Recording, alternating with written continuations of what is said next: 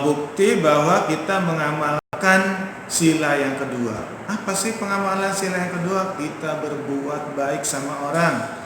Kita harus saling tolong-menolong. Nah, kita harus bersikap baik, ataupun kita sebagai orang Islam, sebagai siswa, berkata yang sopan. Falyaqul khairan aw liyasmut, berkata yang baik atau sopan. Itu sebagai adab ataupun tingkah laku yang harus kita cerminkan, baik itu sesama teman ataupun keluarga. Kita harus tetap menjaga sikap kita harus menjaga adab kita, yang mana tercermin dalam sila yang kedua adalah kemanusiaan yang adil dan beradab. Nah, di sini ada antum diisi nanti latihannya. Sebutkan contoh hidup rukun di sekolah yang mencerminkan pengalaman sila pertama dan sila kedua. Contoh hidup rukun di sekolah berdasarkan sila pertama. Ya, sila pertama itu adalah ketuhanan yang Maha Esa. Contohnya gimana kalau di dalam sekolah? Nah, kalau di dalam sekolah pengalaman sila yang pertama, kita dimulai dengan sholat duha. Nah, kalau antum datang dari sekolah pas kemarin itu, kita disuruh dibiasakan dengan sholat duha. Ingat ya, sebelum sholat duha antum harus wudu dulu. Nah, kalau jadi syaratnya sholat itu harus suci, terutama dari hadas kecil. Gimana cara mensucikannya? Dengan berwudu. Setelah antum wudu, baru boleh bergabung untuk sholat duha. Nah, berhubung kita sekolahnya kemarin itu jam 10:30 antum pulang, jadi di rumah antum harus melaksanakan sholat duhur di sekolah. Cuma antum mengamalkan sila pertama itu adalah antum dengan sholat duha itu sebagai pengalaman sila yang pertama. Dan sila yang kedua adalah hidup rukun di sekolah berdasarkan sila kedua. Saat antum bermain, antum harus ingat jaga sikap, jaga perkataan, dan juga jaga anggota tubuh.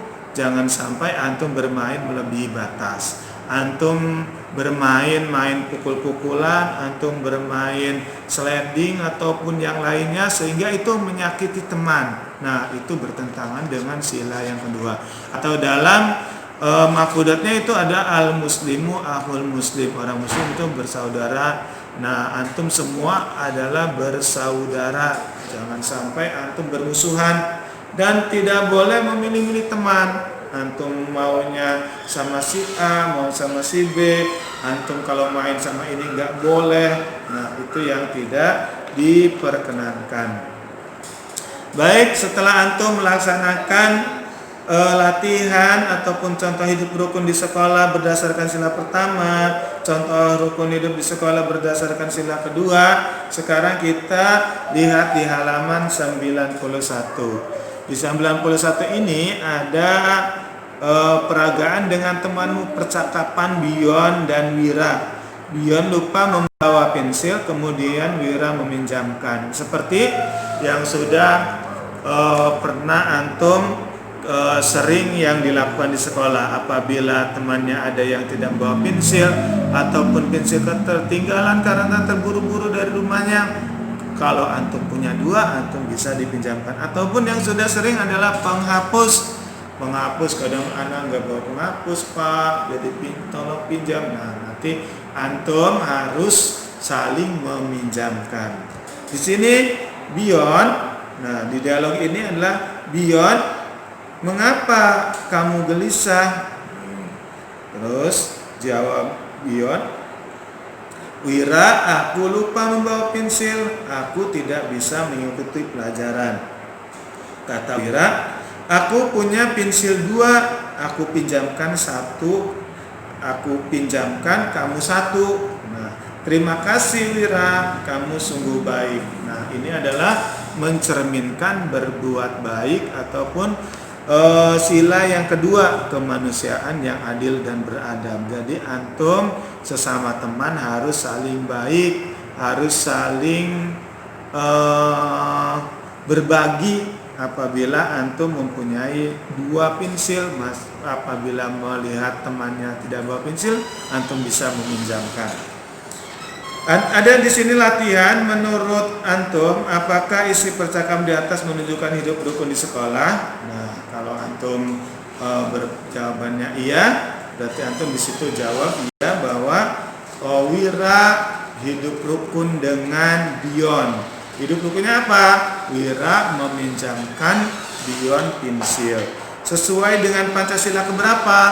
Nah, ini sesuai dengan sila yang kedua. Artinya antum mempunyai akhlakul karimah ataupun mempunyai adab, ataupun antum mempunyai rasa kemanusiaan yang artinya adalah menolong sesama teman. Baik, lanjut di halaman 93. Nah, di situ ada gambar anak-anak baris berbanjar memegang bahu temannya, dan ini adalah merupakan suatu permainan. Nah, nanti kalau antum di sekolah bisa mempraktekkan permainan ini dengan apa? Dengan antum memegang bahu temannya. Bisa dimainkan oleh 4 orang ataupun juga bisa lebih. Nah, yang bergantian. Pertama, antum mengangkat kaki kanan dulu, terus kaki kiri dan sambil berjalan. Nah, di sini juga ada petunjuknya. Buatlah kelompok terdiri dari 10 orang, pilihlah salah satu sebagai ketua kelompok. Yang ketua adalah di depan. Bentuklah barisan berbanjar sesuai dengan kelompok. Pegang bahu teman di depanmu kecuali ketua kelompok. Nah, kalau ketua kelompok dia meluruskan tangannya saja. Ujilah kekompakan kelompokmu dengan mengikuti perintah dari salah seorang ketua kelompok secara bergantian dengan langkah sebagai berikut. Nah, apabila ketuanya bilang kaki kanan diangkat, nah semuanya diangkat, kaki kiri diangkat, nah, sampai kompak. Kemudian ketua kelompok pertama maju di depan barisan. Ketua kelompok memberikan perintah berikut: maju 1 langkah, geser 1 langkah ke kanan, geser 1 langkah ke kiri, mundur 1 langkah. Nah, itu nanti permainan ini bisa dilakukan di sekolah. Nanti saat antum masuk ke sekolah nanti kita dapat mempraktekannya. Nah, mungkin cukup sekian yang Bapak sampaikan. Inti dari pembelajaran ini adalah yang pertama, antum harus hidup rukun. Jangan sampai itu di rumah, di sekolah, ataupun hidup rukun bersama teman di lingkungan antum. Jangan sampai antum berkata kasar ataupun bermain kekerasan, itu yang tidak boleh. Karena apa? Karena dalam Al-Qurannya adalah al-muslimu akhul muslim, semuanya itu bersaudara, sesama muslim itu bersaudara. Jadi antum adalah semuanya itu makhluk ciptaan Allah, harus antum hormati. Jangan sampai baik itu misalkan antum merawat tumbuhan di rumah ataupun punya binatang kesayangan, tetap harus diperlakukan dengan baik. Itu adalah antum yang mempunyai nilai sila kedua kemanusiaan yang adil dan beradab. Nah, untuk pengamalan sila ke-1 ketuhanan yang Maha Esa adalah antum harus melaksanakan sholat 5 waktu yang sudah dibiasakan antum jangan ditinggalkan. Ya, mungkin cukup sekian dari Bapak. Tugasnya adalah antum bisa mengisi di halaman 90 nanti dan 91. Nanti antum dapat difoto dan dikirim ke guru antum masing-masing. Mungkin cukup sekian dari Bapak. Wassalamualaikum warahmatullahi wabarakatuh.